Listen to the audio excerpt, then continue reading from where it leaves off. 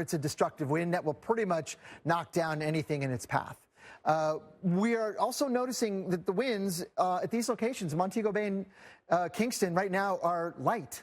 They literally are light.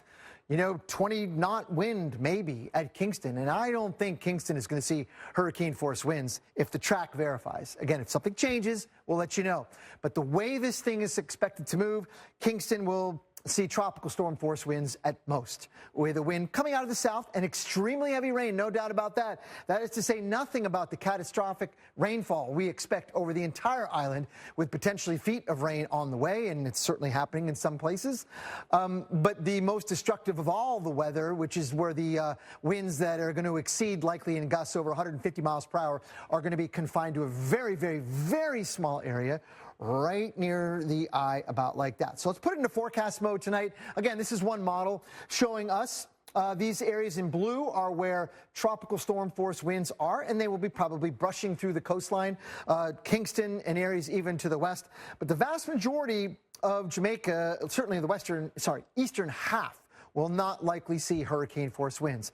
But that is incredibly different than what will be experienced right near where we have landfall. And that does include, by the way, the north shore here of Jamaica, where Montego Bay and the western shores, Negril, we could see destructive winds of hurricane force move through.